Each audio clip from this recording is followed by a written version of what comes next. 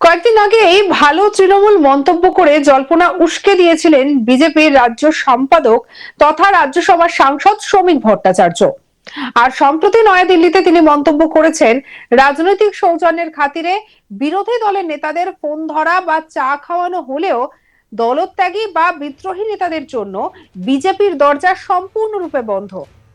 অর্থাৎ অন্য কোনো দলের নেতাদের দলে নেওয়া বা তাদের তৃণমূলীকরণ বিজেপি বরদাস্ত করবে না। শ্রমিক ভট্টাচার্যের কথায় কেউ ফোন ধরলে বা তা ধরা বা বাড়িতে এলে চা খাওয়ানো নিছক সৌজন্য, এর মানে এই নয় যে তাদের বিজেপিতে নেওয়া হচ্ছে। তৃণমূল বা অন্য কোনো দলের নেতাদের জন্য বিজেপির দরজা বন্ধ। তিনি জোর দিয়ে বলেছেন, কাউকে দলে আমদানির প্রয়োজন নেই। পশ্চিমবঙ্গের মানুষ শতপ্রণোদিত হয়ে তৃণমূলের বিরুদ্ধে রায় দিয়েছে এবং বিজেপির রাজনৈতিক লড়াই একেবারে তৃণমূল স্তর থেকে পরিচালিত হচ্ছে। শ্রমিক ভট্টাচার্য এই মন্তব্যের মাধ্যমে স্পষ্ট করে দিয়েছেন, রাজনৈতিক সৌজন্য এক জায়গায়, কিন্তু তাই বলে দলের অবস্থানে কোনো নড়চড় হওয়ার সম্ভাবনা নেই। কি বলছেন শ্রমিক ভট্টাচার্য, শুনবো। নেতারা বিভিন্ন জায়গায় ঘুরছেন, এরকমও শোনা যাচ্ছে কি আপনাদের সঙ্গে ফোনে যোগাযোগ করছেন, তারা আপনাদের সঙ্গে দেখাও করার ইচ্ছা প্রকাশ করছেন। কি বলবেন, আপনারা কি যোগাযোগ রাখছেন তাদের সঙ্গে? দেখুন, আমরা তো একটা রাজনৈতিক দল, হরিনাম সংকীর্তনের দল নয়, পলিটিক্যাল পার্টি, ব্যান্ড পার্টি তো নয়। আমাদেরও তো একটা সৌজন্য আছে, রাজনৈতিক রুচিবোধ আছে। তো দিকভ্রান্ত কিছু মানুষ যদি এদিকে ওদিকে ঘোরাঘুরি করেন, তারা যদি ফোন করেন, তো ফোন ধরাটাও তো একটা ভদ্রতা এবং সেটাই স্বাভাবিক, ধরা উচিত। কেউ যদি আসেন বাড়িতে দেখা করতে, তাহলে তাকে তো বসানো উচিত, চা খাওয়ানো উচিত। তো সেটা যদি আমাদের কেউ করে থাকে, করছেন, এটার মধ্যে এটা মনে করার কোনো কারণ নেই যে তাদের বিজেপি নিয়ে নেবে দরজা। বাংলা রাজনীতিতে একটা সময় ছিল যখন দলবদল মানেই ছিল নতুন ক্ষমতার দিকে দৌড়। যে দল জিতবে তার দিকেই লাইন পড়বে। গত এক দশকে বাংলার মানুষ সেই দৃশ্য বহুবার দেখেছে। আজ সবুজ পতাকা হাতে মিছিল, কাল গেরুয়া গামছা কাঁধে জয় শ্রীরাম। এ যেন আদর্শ নয়, শুধু ক্ষমতার রং বদলের খেলা। কিন্তু 2026-এর বিধানসভা ভোটের পর বাংলার রাজনীতিতে যেন হঠাৎ একটা অন্য সুর। বিজেপি এবার স্পষ্ট বলছে, দরজা বন্ধ। তৃণমূল থেকে আর কাউকে নেওয়া হবে না, কোনোভাবেই বিজেপির তৃণমূলীকরণ হতে দেওয়া যাবে না।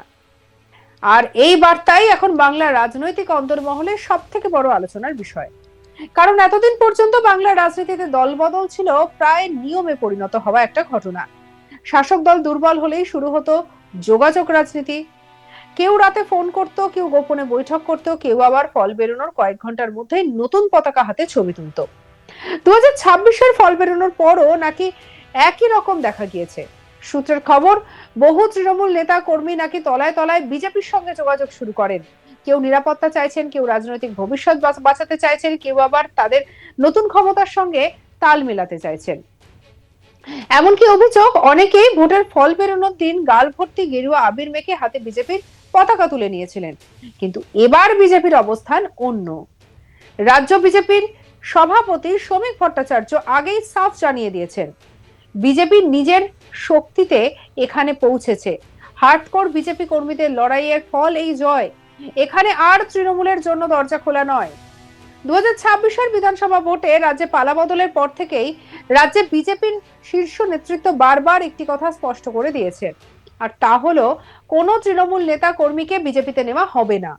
কারণ সূত্রের খবর, অনেক তৃণমূল নেতা কর্মী পালা বদলের পর বিজেপি নেতাদের সঙ্গে তলায় তলায় যোগাযোগ শুরু করে দেন দল বদলের আর্জি জানিয়ে।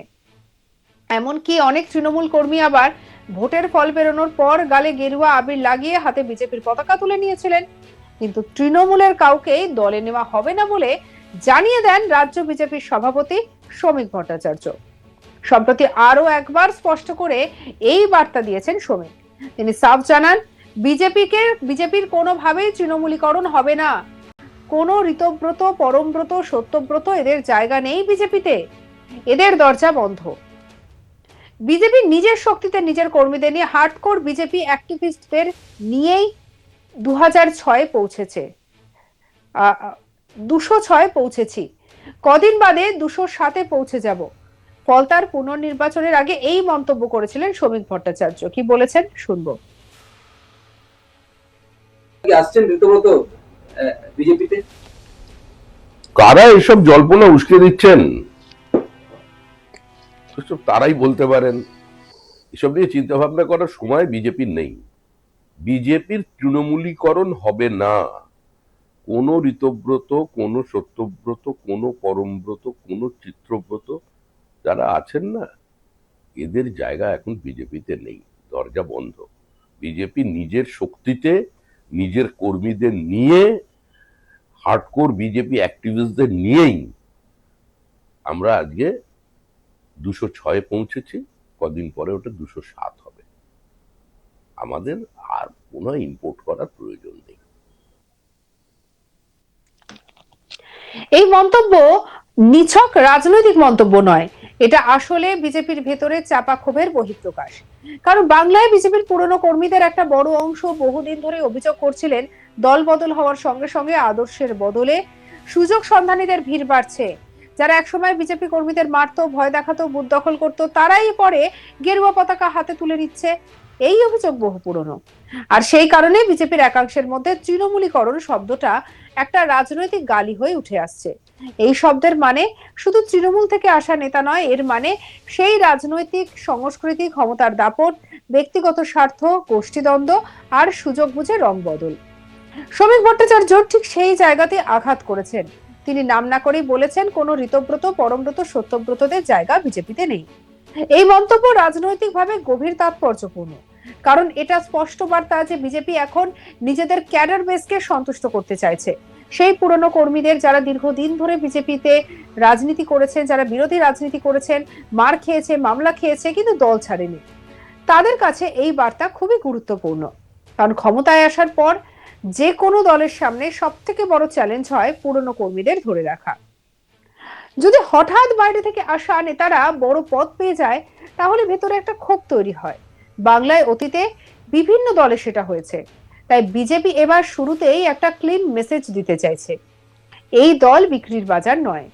কিন্তু রাজনীতির বাস্তব এত সরল নয়। কারণ বাংলার মতো রাজ্যে ক্ষমতা ধরে রাখতে গেলে শুধু আদর্শ দিয়ে হয় না, দরকার সংগঠন, স্থানীয় প্রভাব এবং ভোট ম্যানেজমেন্টের অভিজ্ঞতা। আর সেখানেই তৃণমূল থেকে আসা অনেক নেতা কার্যকর হতে পারতেন। তাহলে বিজেপি কেন ঝুঁকি নিচ্ছে? এর উত্তর লুকিয়ে আছে ইমেজের রাজনীতিতে। বিজেপি এখন নিজেদের ভিন্ন দল হিসেবে তুলে ধরতে চাইছে।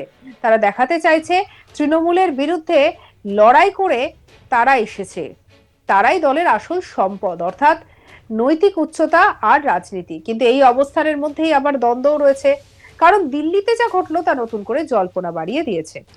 আপনার কি মতামত জানাতে ভুলবেন না। সঙ্গে রাখুন আজ তাক বাংলাকে।